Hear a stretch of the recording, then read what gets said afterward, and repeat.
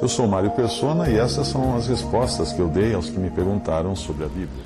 Você perguntou como é que nós podemos identificar um lobo ou herege. Quando Paulo estava em Mileto, ele mandou chamar os anciãos de Éfeso para se despedir deles.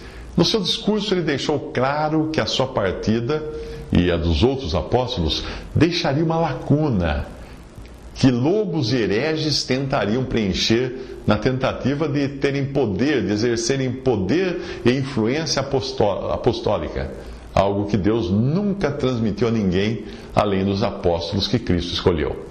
Paulo escreveu: Eu sei que depois da minha partida entre vós penetrarão lobos vorazes, que não pouparão o rebanho, e que dentre vós mesmos se levantarão homens falando coisas pervertidas para arrastar os discípulos atrás deles. Atos 20, versículos 29 a 30.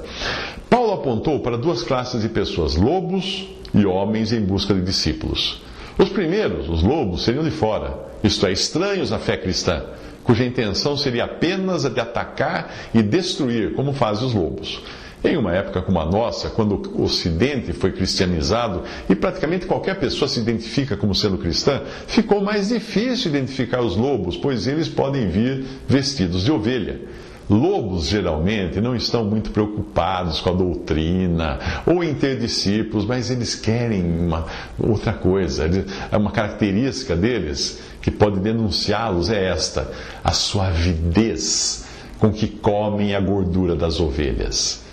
Uma passagem em Ezequiel nos dá alguns indícios para identificarmos esses lobos. Entenda que essa passagem de Ezequiel não está falando da igreja e nem do dom de pastor, que é um dom dado depois que Cristo subiu ao céu, ressuscitou e subiu ao céu e deu dons aos homens. Não.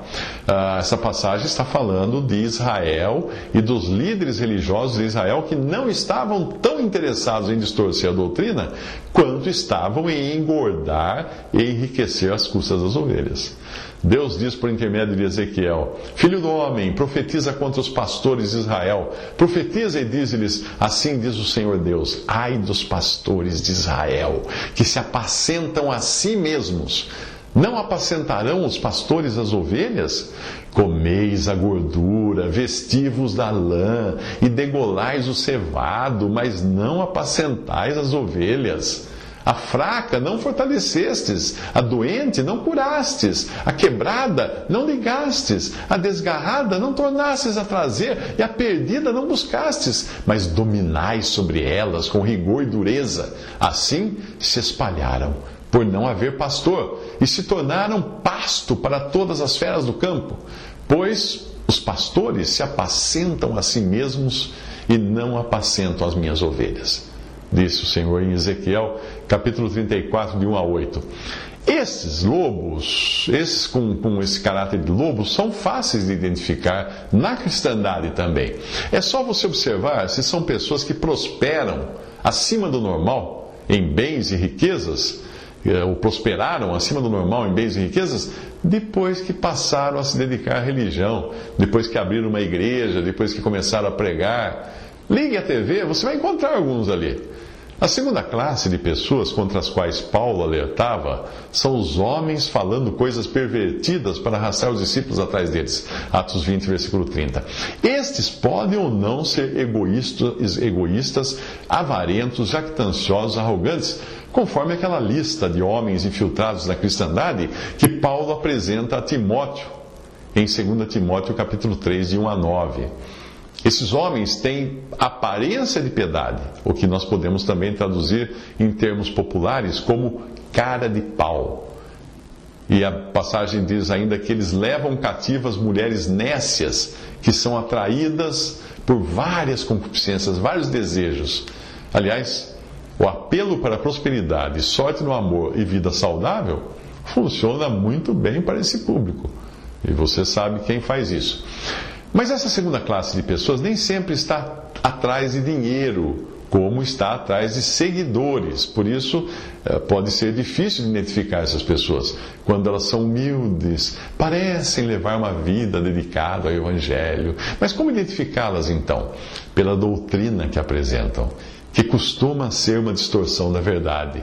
A expressão falando coisas perversas aparece em outras traduções como falando coisas pervertidas e tem o sentido de distorcidas ou de distorcerem a sã doutrina.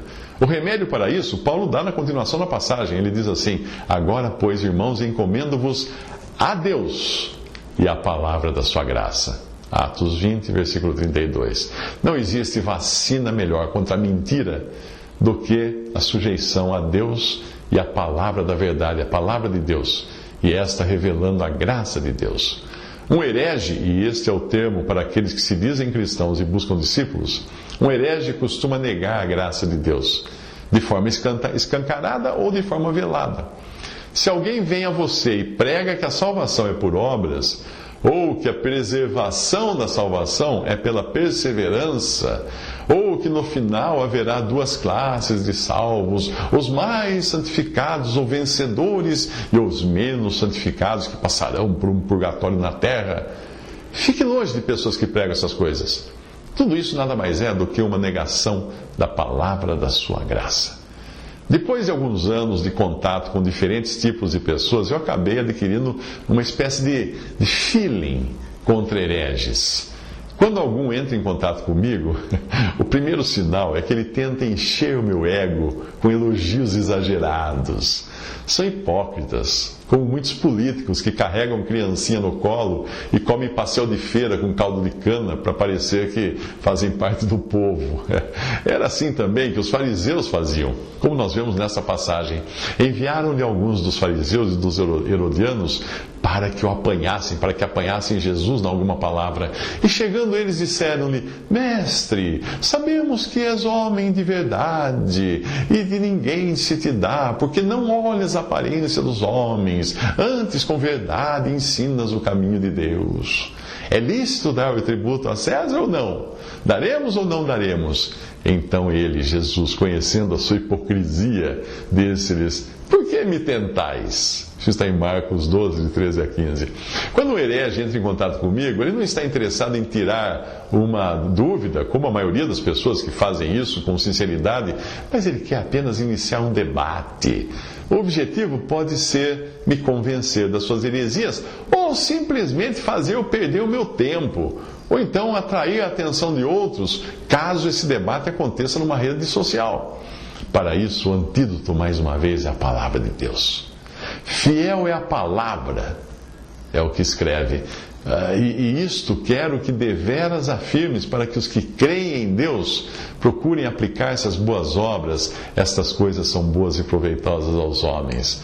Mas não entres em questões loucas, genealogias e contendas, e nos debates acerca da lei, porque são coisas inúteis e vãs. Ao homem herege, depois de uma e outra demonstração, evita-o, sabendo que esse tal está pervertido e peca, estando já em si mesmo condenado.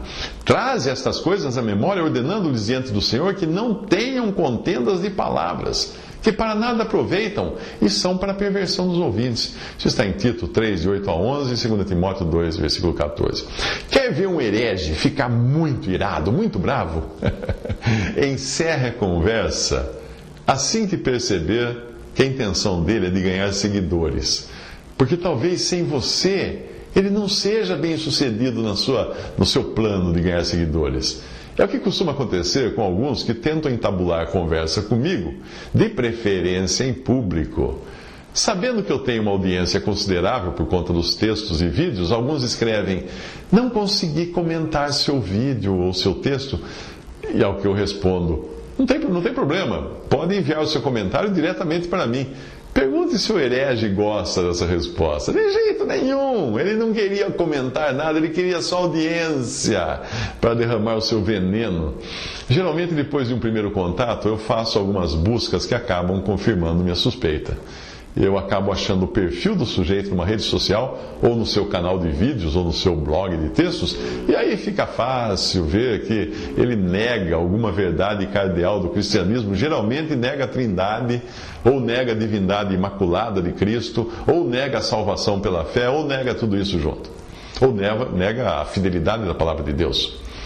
O meu silêncio costuma ser a melhor estratégia para trazer à tona a panela de pressão que o herege tentava esconder com todos aqueles elogios. E aí o herege passa a me ofender, em particular ou em sua rede de relacionamentos. Alguns até dedicam tempo e esforços para fazer um vídeo me esconjurando. Mas eu nem me preocupo em me defender, porque isso só lhe daria pano para manga. O cristão não deve estar aqui para se defender, mas para defender a fé uma vez dada aos santos. A exortação feita por Judas em sua epístola é bem oportuna nesse caso. Veja o que ele escreveu. Amados, procurando eu escrever-vos com toda diligência acerca da salvação comum, tive por necessidade escrever-vos e exortar-vos a batalhar pela fé uma vez foi dada aos santos. Porque se introduziram alguns que já antes estavam escritos para este mesmo juízo, homens ímpios, que convertem em dissolução a graça de Deus e negam a Deus, único dominador e Senhor nosso, Jesus Cristo.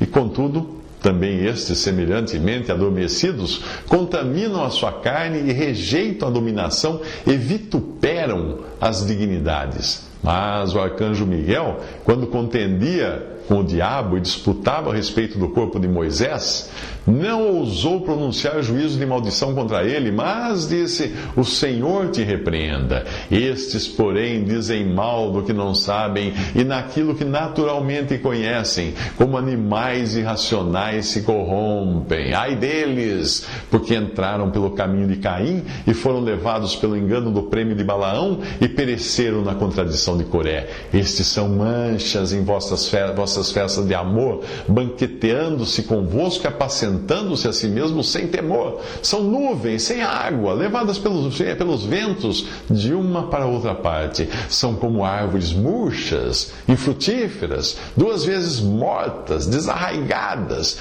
ondas impetuosas do mar que escumam as suas mesmas abominações, estrelas errantes para os quais está eternamente reservada a negrura das trevas. Esses são murmuradores, queixosos da sua sorte, andando segundo as suas concupiscências, e cuja boca diz coisas muito arrogantes, admirando as pessoas por causa do interesse. Mas vós, amados, lembrai-vos das palavras que vos foram preditas pelos apóstolos de nosso Senhor Jesus Cristo, os quais vos diziam que nos últimos tempos haveria escarnecedores que andariam segundo as suas próprias ímpias concupiscências. Esses são os que causam divisões sensuais, que não têm o Espírito. Judas 1, versículos 3 ao 21. Visite respondi.com.br. Visite 3minutos.net.